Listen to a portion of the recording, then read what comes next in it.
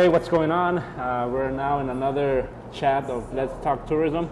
We're here in the SCP Redmond in Redmond, Oregon, and I have the honor to have a guest who is who has been involved in a lot of things and very diverse, and now he is focusing mostly on agritourism, and we're gonna hear his history and also his thoughts about this industry of agritourism, and a little bit about why Central Oregon is such an attractive place.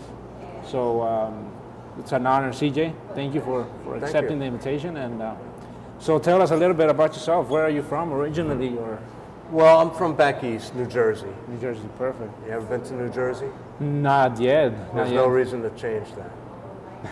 Well, now I always like to go I don't against speak the well current, of Jersey, so if you need to, you can edit that out. No worries. But I'm from Jersey, and then I went to college in Utah. Okay. And What was your degree? Utah State. I have a degree in plant science. Amazing. And then I've always been interested in the West, so I went back to Jersey a bit, but I ended up moving to California, Sacramento, and got in the financial business. Something completely different, huh? Well, it wasn't my career. It wasn't my college education, but it was much more in line with my fundamental interests, which is small business and finance. So I ended up specializing in pension plans and working on 401k plans back when they were very new, and pioneering in it. What decades, do you know? So this is, I joined, well, the market crashed in 1987, and I was sitting in my truck. I was with a landscape company at the time. In 1987, the market crashed, and I said, that's the business I want to be in. And the following May, I joined the industry with a company and got a stockbroker's license, and we specialized in working with family-held businesses, and we would transition. There would be multi-million-dollar enterprises, and we worked on the estate plan to transition them to the future generations. So that was kind of interesting. A lot of technical, a lot of law, a lot of issues related to how family businesses operate, and partnerships and corporations at the independent, private types of businesses. Kind of level, okay. And I did that, and over a period of time, I became a 401k specialist, and that was early 90s. And did that, Sacramento, all over Northern California, did some estate planning for some wineries, and really didn't get involved with my education, but I always had it on the side. I had a little vineyard at my house, and I always dabbled in the horticulture side. So, so you were back and forth. What made you decide to come over here in Oregon and in the central region? After I was in Sacramento. Sacramento, when I moved there with my wife, it was called the biggest little cow town in America, and it was real. It was a great city, but it's deteriorated, and Sacramento has become a hole. In fact, I saw an article today talking about homelessness in various liberal cities, and they talked about Sacramento. When I was there was no homeless problem. When we moved there was no homeless issues. It was a very business-focused community, and it did real well. And but it deteriorated, as with so much of California. So I moved up to Tahoe, and then things got bad everywhere. And in 2007. I left South Lake Tahoe, where I had a home for 20-something years. I left there and moved to Incline Village on the north end of the lake in Nevada, and spent a year and a half or so there. And then what I was doing was I had quit my career. And I had offices in the East Coast, in New Jersey, and in Sacramento, and I was with Morgan Stanley. And I would be going back and forth, and I started realizing that working with all these big corporations was really undermining our society, and it's an oppressive environment. And so I quit my career in 2007 on my birthday, on my 50th birthday. And I bought video cameras and started videoing rock concerts in Tahoe and Nevada, and Northern California. Completely different. Completely different. Industry. I went from a PC to a Mac. I literally went from PC life to a Mac, and got involved in. I filmed some great acts. Zepparella, 4 ladies that do Led Zeppelin covers, very popular, especially with people my age. And Melvin Seals. Melvin Seals was Jerry Garcia's keyboard player. Jackie Green, I had the pleasure of filming Jackie Green at a private concert. And, he's with the Black Crowes now. Okay. And I got connected with the creme de la creme of the Tahoe area music production, which was really just 2 people, because most of the people in the music business I found were kind of schmucky. It's a tough industry, and there's a lot of schmucks and a lot of backstabbing. But I got connected with a guy named Robbie, who ran a company called Renegade Productions, or Renegade Concerts. And he was older than me, about 8 years, and he treated me like his long-lost younger brother. And his concerts were my concerts. And I built a portfolio of about 100 different concerts. I filmed people like Little Dave Thompson, who was one of the world's greatest blues players. He won the W.R. Handy Award. That is something that I need to get my culture into that, because you're telling me these names and I assume they're big, but I have no knowledge, so I have to. Yeah, well, but unfortunately, I can tell little Dave Thompson didn't make it home from a tour one night. Okay. It's a rough business out there on the road, and I bet. And unfortunately, they ran into a tree, and he didn't make it. He was a family man, and he wanted to get home to his wife and kids, and it was a sad thing. He was a good guy. He came to my studio, but worked with a lot of great BC level touring acts, emerging talent, not the great big stuff.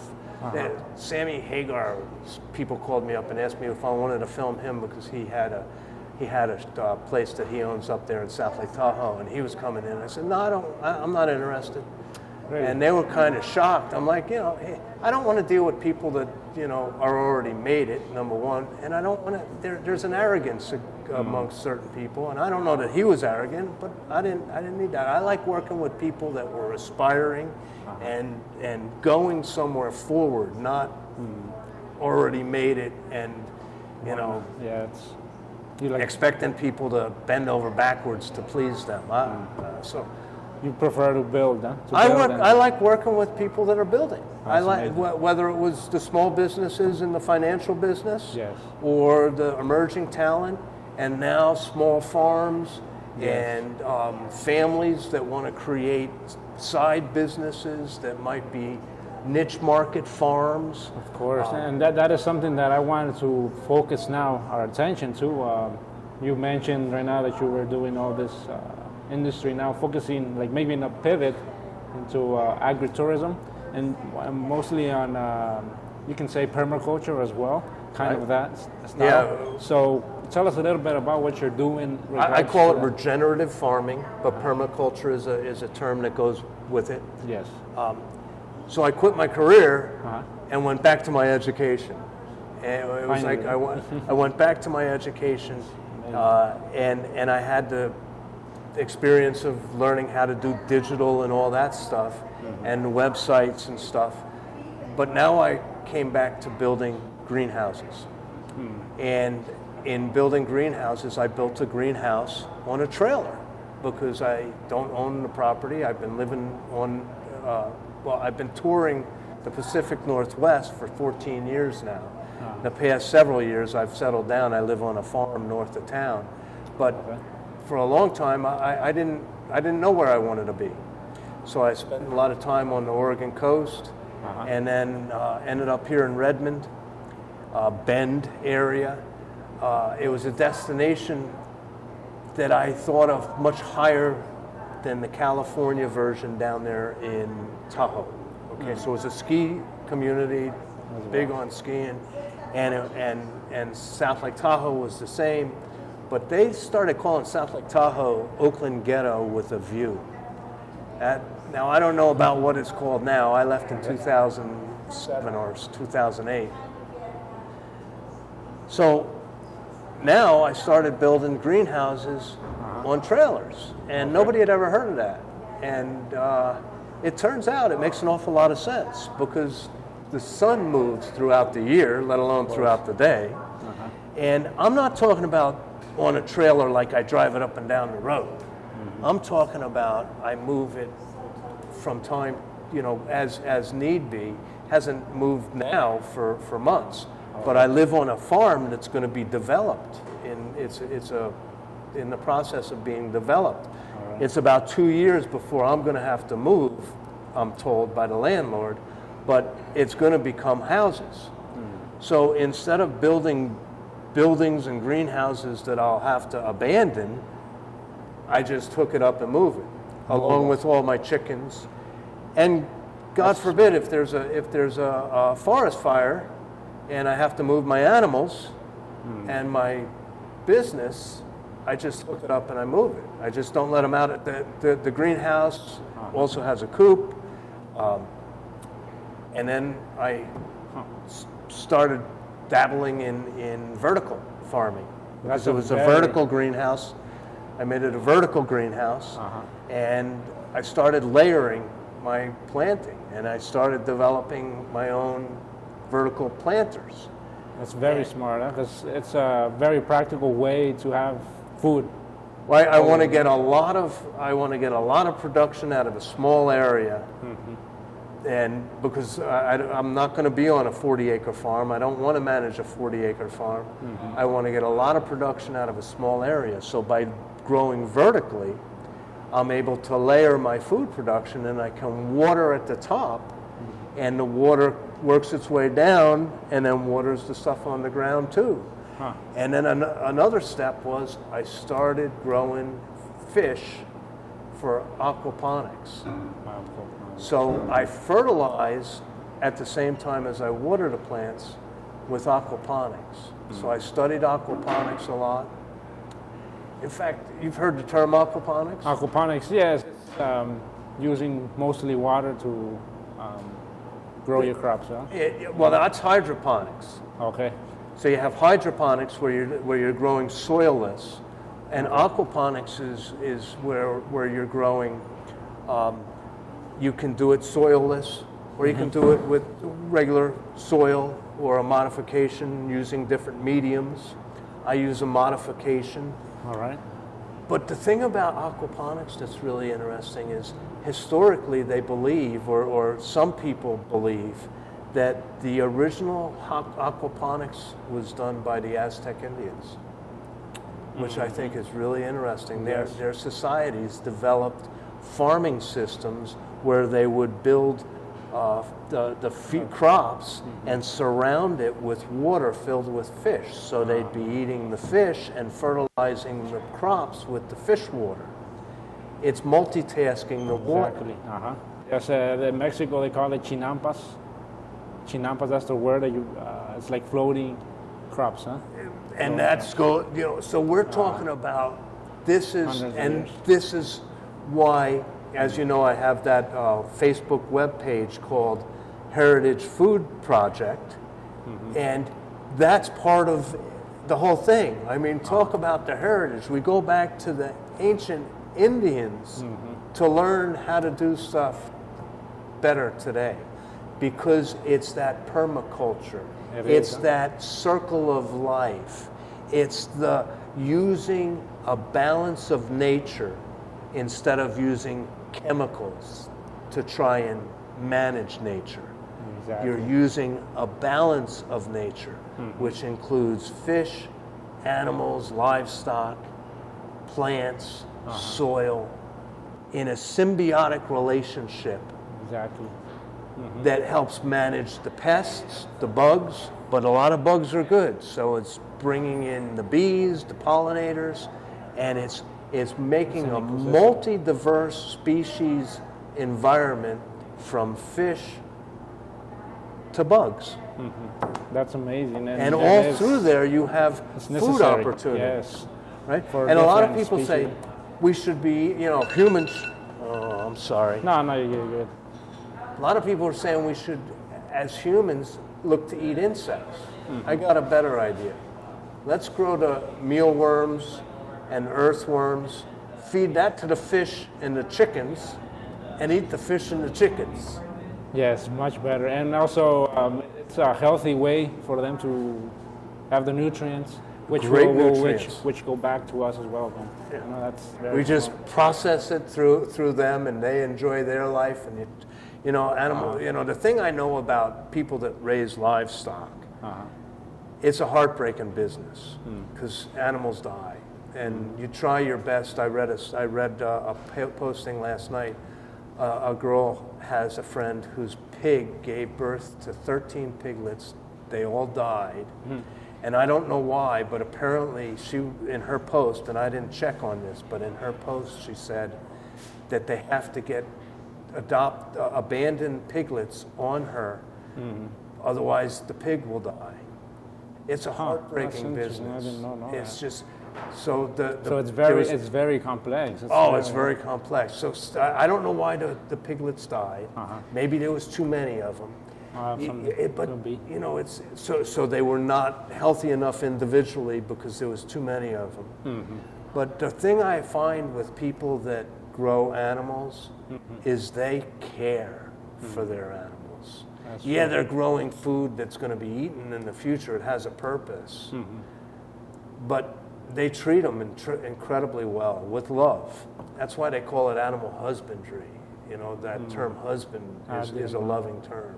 So it's a lot of things that you mentioned, and it's really, how do you say it, it's important to focus on that.